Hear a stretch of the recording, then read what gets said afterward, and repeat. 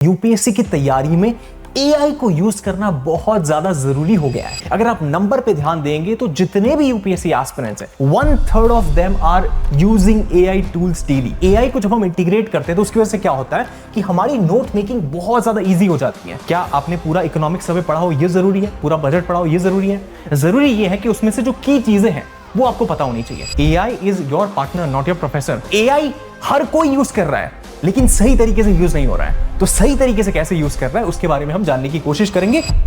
एक जमाना था जब हम यूपीएससी की तैयारी के लिए बुक्स से पढ़ा करते थे। उसके बाद एक ऐसा टाइम आया जहां पर यूट्यूब मैराथन्स बहुत ज्यादा पॉपुलर हुए और अब एक ऐसा समय आ गया है जहां पर यूपीएससी की तैयारी में एआई को यूज करना बहुत ज्यादा जरूरी हो गया है।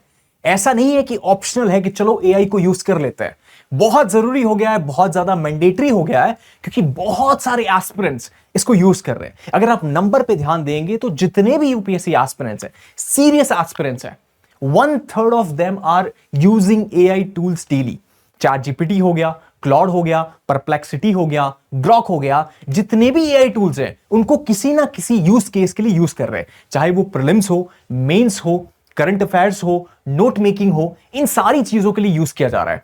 तो कैसे आप भी एआई को यूज करें, कैसे एक नया दौर हमको देखने को मिल रहा है जहां पर एआई का यूज हर जगह पर है, हर इंडस्ट्री में है और उसके साथ साथ में यूपीएससी के वर्टिकल में, यूपीएससी के सेक्टर में भी एआई का एक्सटेंसिवली यूज कैसे स्टूडेंट कम्युनिटी कर सकती है सो दैट उनके जो प्रीलिम्स में मार्क्स आने के चांसेस और उसके साथ साथ मेंस में एक अच्छा आंसर लिख पाने की जो प्रयास रहता है, जो कोशिश रहता है, उसमें कुछ हेल्प कर पाए।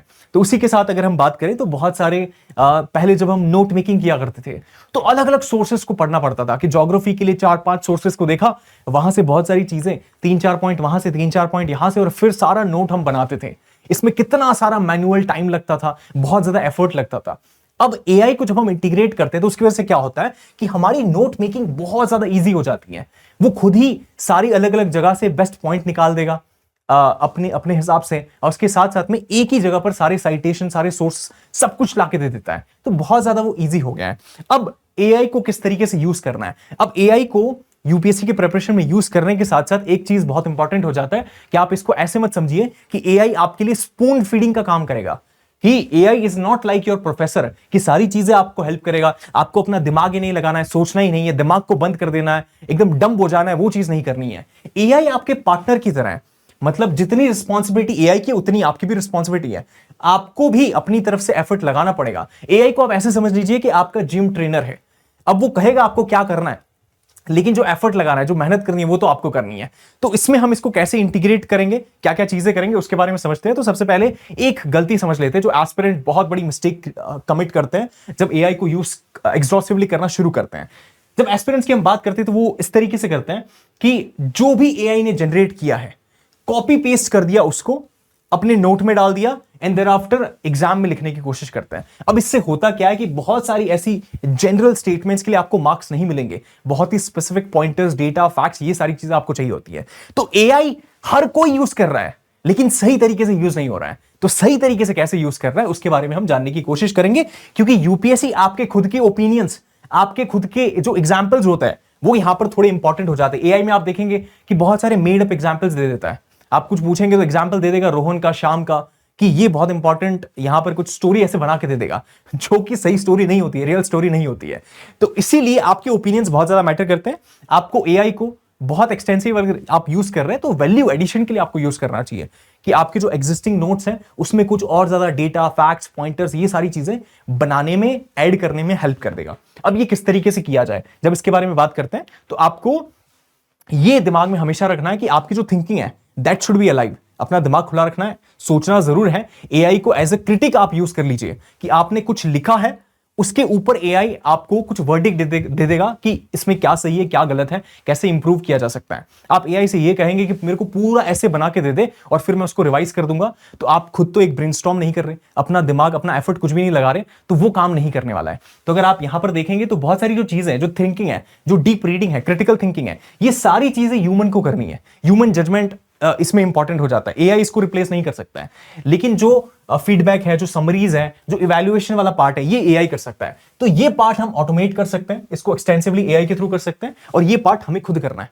है ना। और इसकी वजह से आप देखेंगे कि जो हमने एग्जाम्पल दिया था कि AI is like your gym trainer, workout तो आपको खुद ही करना पड़ेगा, एफर्ट तो आपको खुद ही मारना पड़ेगा। अब एआई को कैसे प्रीलिम्स, कैसे मेंस, कैसे करंट अफेयर्स और कैसे इंटरव्यू के लिए भी हम यूज कर सकते हैं, कि हमारा जो इंटरव्यू, मॉक इंटरव्यूज होते हैं उसमें कैसे सिमुलेट कर पाएगा उसको, वो सारी चीजों को हम समझेंगे। तो सबसे पहले जब हम प्रीलिम्स की बात करते हैं तो लेट्स से आपने कोई एनसीईआरटी को पढ़ा है, एनसीईआरटी को पढ़ने के बाद में आप ये प्रॉम्प्ट डाल सकते हैं चैट जीपीटी में, क्लॉड में, ग्रॉक में, ये सारे जो एआई टूल्स होते हैं इन सभी में ये प्रॉम्प्ट डाल सकते हैं कि ये एक पैसेज है या फिर ये एनसीईआरटी का पूरा पीडीएफ एक चैप्टर है।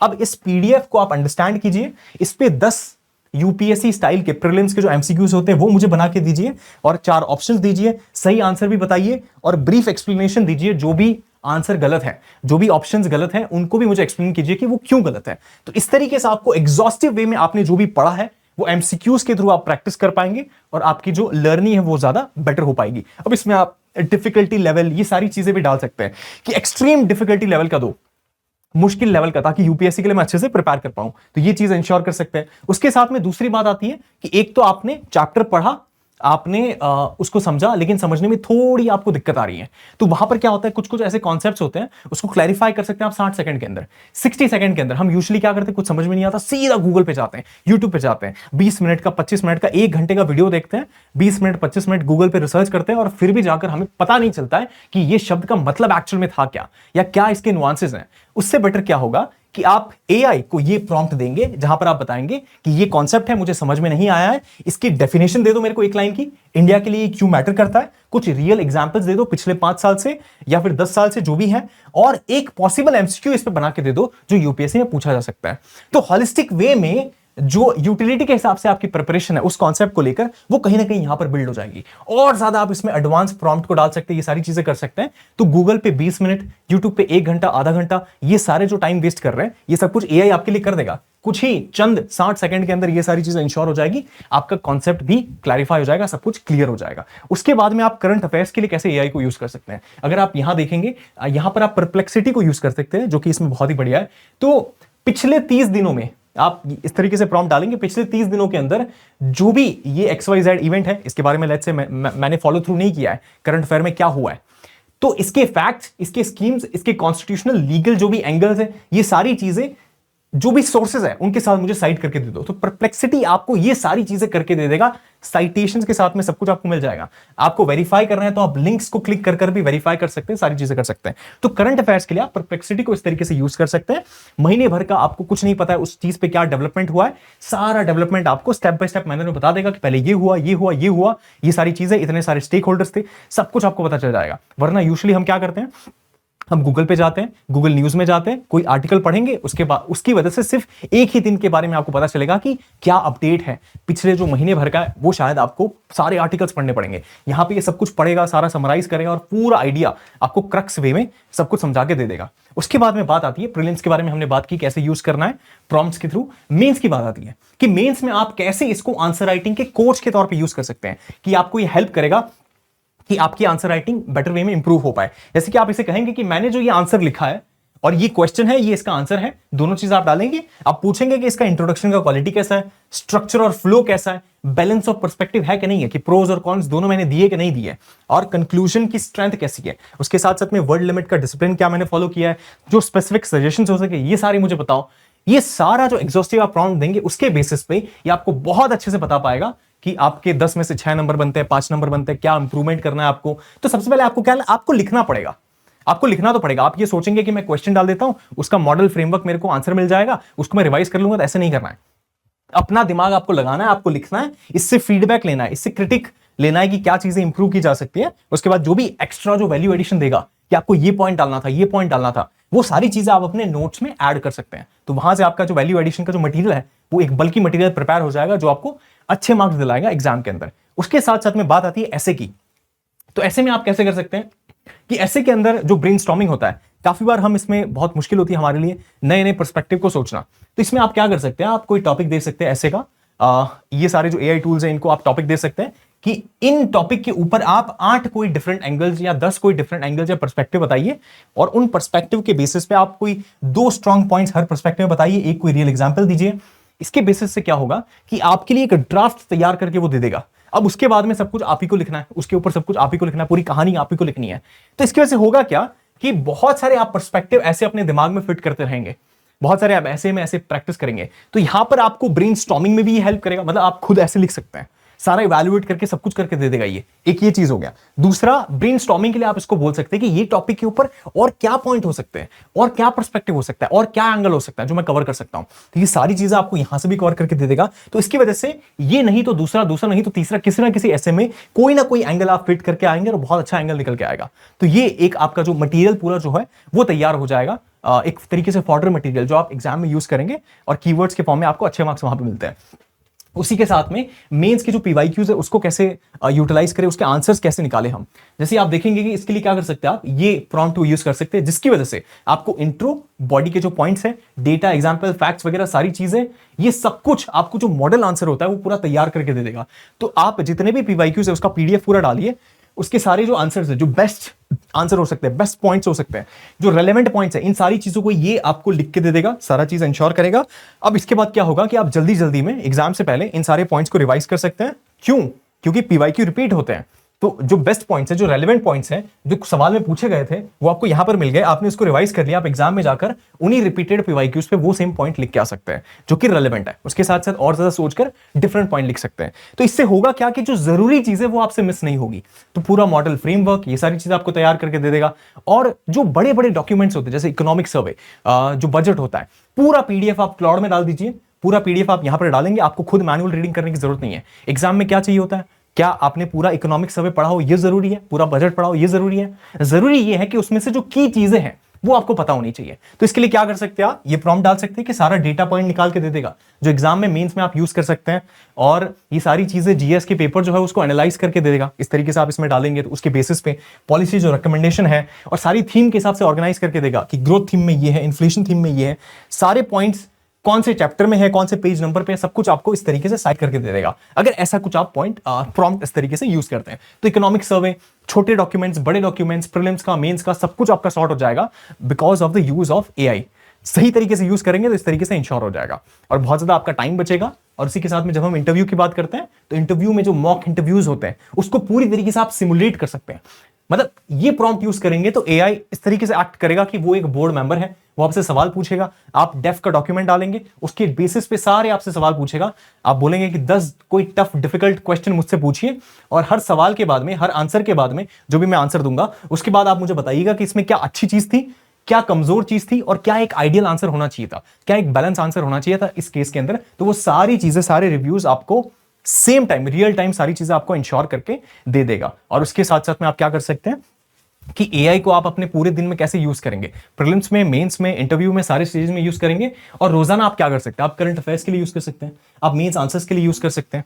उसके साथ साथ में आप इकोनॉमिक सर्वे, जो बड़े बड़े बल्कि डॉक्यूमेंट्स हैं, उन सभी को कंसाइज वे में जो इंपॉर्टेंट चीज है वहां से एक्सट्रैक्ट कर सकते हैं। कोई पॉलिसी डॉक्यूमेंट है, बहुत बड़ी कोई ईआई की पॉलिसी, ईवी की पॉलिसी आई है, उन सारी चीजों को आप यहां पर एक्सट्रैक्ट कर सकते हैं जो बेस्ट पॉइंटर्स होते हैं। और जो एडवांस बुक्स होती हैं उन सभी से, अगर आपको बहुत सारी एडवांस बुक नहीं पढ़नी है, पीडीएफ डाल दीजिए, वहां से जो बेस्ट पॉइंटर्स होंगे वो निकल के आएंगे, जो यूनिक पॉइंटर्स होंगे जो दूसरे बुक में नहीं होंगे वो सारे भी आप फिर नोट कर सकते हैं। वैल्यू एडिशन आपका इससे बहुत अच्छा हो जाएगा। एनसीईआरटी को आप रीड कर रहे हैं, उससे एमसीक्यू जनरेट कर रहे हैं, सारी चीजें ये पॉसिबल हो पाएगी एआई के थ्रू। तो इस तरीके से आप इसको यूज कर सकते हैं और बाकी जो टाइम बचता है उसमें आप डीप स्टडी करेंगे, वो सारी चीजों को आप इंश्योर कर रहे होंगे। अब ये जितनी भी चीजें हमने बताई है ये सब कुछ AI is able to do, सारी चीजें करता है। लेकिन एक चीज जो बहुत इंपॉर्टेंट है कि आपको वेरीफाई जरूर करना है। वेरिफिकेशन रूल बहुत इंपॉर्टेंट है कि जो भी एआई ने आपको आंसर दिया है, जो भी डेटा पॉइंटर्स दिया है, उसमें काफी बार वो हेलुसिनेट करता है, बहुत बार गलत आंसर दे देगा, बहुत बार वेग आंसर दे देता है, बहुत बार जनरल आंसर दे देता है। तो स्पेसिफिक आंसर के लिए आपको या तो प्रॉम्प्ट बहुत अच्छे से लिखना है, उसके साथ साथ में आपको क्रॉस चेक करना है जितने भी NCERT, Laxmikanth, PIB, the Hindu, PRS, जितने भी सोर्सेज हैं वहां से एक बार क्रॉस चेक जरूर कर लें वो चीजों को जहां पर आपको लगता है कि यार ये बहुत ज्यादा डाउटफुल है, हाईली डाउटफुल है, वहां पर आप क्रॉस चेक इसको जरूर कर सकते हैं। उसके साथ साथ में परप्लेक्सिटी को अगर आप यूज करेंगे तो वहां पे नीचे लिंक्स आपको मिल जाते हैं, तो लिंक पे क्लिक करके भी आप देख सकते हैं कि ये सही आंसर तो दे रहा है ना। और उसी के साथ में यहां पर एक्यूरेसी बहुत ज्यादा इंपॉर्टेंट हो जाता है। एआई आपको सब कुछ तेजी में दे देगा, लेकिन that has to be accurate. अगर एक्यूरेट नहीं हुआ, गलत आपने कुछ पॉइंट वहां पे डाल दिया मेंस में और एग्जामिनर ने देख लिया और एग्जामिनर को लगा कि यार ये तो गलत पॉइंट है, तो जितने भी आप आगे पॉइंट्स लिखेंगे, डेटा फैक्ट्स डालेंगे, उसको हर समय ऐसा लगेगा एक ट्रस्ट डेफिसिट क्रिएट हो जाता है कि शायद ये भी गलत हो सकता है, ये भी गलत हो सकता है। तो सही लिखा होगा तब भी उसके दिमाग में ऐसा होगा कि शायद गलत हो सकता है, अगर उसको वो फैक्ट के बारे में नहीं पता है तो ये थोड़ा मुश्किल हो जाता है। तो उसी वजह से आपको ये इंश्योर करना है कि आप जो भी लिखे सही लिखे, कुछ भी गलत ना लिखे। अपने नोट में सारी चीजों को वेरीफाई करके ही लिखना है। और यहां पर इंपॉर्टेंट हो जाता है कि जो एआई का आउटपुट है उसको फर्स्ट ड्राफ्ट की तरह समझिए। उसको ऐसा नहीं समझना है कि ये जो है ये फाइनल चीज है, वो फाइनल चीज नहीं है। आपको क्रॉस वेरीफाई करना है, अपना दिमाग लगाना है, अपनी थिंकिंग को जिंदा रखना है। ये एक इंपॉर्टेंट चीज हो जाता है। AI is your partner not your professor. आपको एक तरीके से हेल्प करेगा बहुत सारी चीजें को एड ऑन करने के लिए। हेलुसिनेशन का एक बहुत बड़ा रिस्क होता है, जहां पर हम देखते हैं कि कोई भी स्टैट्स है, आप data.gov.in या फिर पीआईबी पे जाकर इसको वेरीफाई कीजिए। जो भी स्कीम्स वगैरह है उनको मिनिस्ट्री की वेबसाइट पे mygov.in पे जाकर वेरीफाई कीजिए। कोई कोर्ट का जजमेंट है तो आप इस तरीके से डिफरेंट वेबसाइट्स पे जाकर उसको वेरीफाई कर सकते हैं। एंड ये बहुत ज्यादा जरूरी हो जाता है। अब इसके साथ साथ में कौन कौन से एआई टूल्स को आप यूज कर सकते हैं? पेड टूल्स भी हैं, फ्री टूल्स भी हैं। पेड टूल्स की आवश्यकता नहीं है, आप फ्री टूल्स के साथ में कंटिन्यू कर सकते हैं, शुरू कर सकते हैं अपनी जर्नी को, जहां पर आप चैट जीपीटी को एमसीक्यू ऐसे के ब्रेनस्टॉर्म करना, ये सारे बहुत अच्छे पॉइंट्स देता है यहाँ पर, इसके लिए यूज कर सकते हैं। जेमिनाई को आप यूज कर सकते हैं करंट अफेयर्स, इन सारी चीजों के लिए। परप्लेक्सिटी को आप यूज कर सकते हैं, करंट अफेयर्स की जो समरीज है, साइटेशन, सारी चीजें देगा। और क्लाउड को आप यूज कर सकते हैं, कोई भी बड़ा डॉक्यूमेंट है उसको आपको कंसाइज एक्सट्रैक्ट करके देगा, सारे जो पॉइंट्स होते हैं, ये सारी चीजें। तो ये पूरा एक ओवरव्यू था कि कैसे 2026 में एक नया वेव देख रहे हैं। किताबों से पढ़ते थे, यूट्यूब के लेक्चर से पढ़ना हमने शुरू किया, उसके बाद अब आ गया समय एआई वेव का। और एआई वेव के अंदर इन सारे एआई टूल्स को यूज करना बहुत इंपॉर्टेंट हो जाता है, सही तरीके से यूज करना बहुत इंपॉर्टेंट हो जाता है। और उसके साथ साथ में ये चीज समझना भी बहुत इंपॉर्टेंट है कि एआई कोई शॉर्टकट नहीं है, ये आपके लिए एक फीडबैक लूप है। आप जो भी गलतियां कर रहे हैं आप इससे सीखेंगे और उस तरीके से इंप्रूव करते रहेंगे। एंड इसी के साथ रोज इसको यूज कीजिए, आपकी हैबिट बनेगी। हमेशा इसको वेरीफाई कीजिए, कुछ भी गलत चीज को नोट नहीं कर देना है उसमें। और उसके साथ साथ में हमेशा अपने दिमाग को मतलब अलाइव रखना है, उससे जरूर सोचना है। और कोई भी एक प्रॉम्प्ट आप उठाइए आज के लिए और आज यूज कीजिए उसको, और देखिए आप किस तरीके से वैल्यू एडिशन कर पाते हैं, अपने नोट्स में कुछ ना कुछ इजाफा कर पाएंगे। तो इसी तरीके से ये पूरा आइडिया था कि कैसे एआई की एक बहुत बड़ी एक नई वेव है, एक नया तरीका आ रहा है जहां पर पढ़ने के लिए ये सारी चीजों को हम इंश्योर कर रहे हैं, अपनी एफिशिएंसी, अपनी प्रोडक्टिविटी को बढ़ा रहे हैं, अपने टाइम को बहुत ज्यादा कम वे में कैसे यूज करना है, सही तरीके से कैसे यूज करना है, वो सारी चीजों को हम इंश्योर कर रहे हैं। तो ये पूरा आइडिया था एआई वेव, जो एक नया चेंज है उसके ऊपर। आई होप आपको पसंद आया हो। Thank you so much for watching, see you in the next video.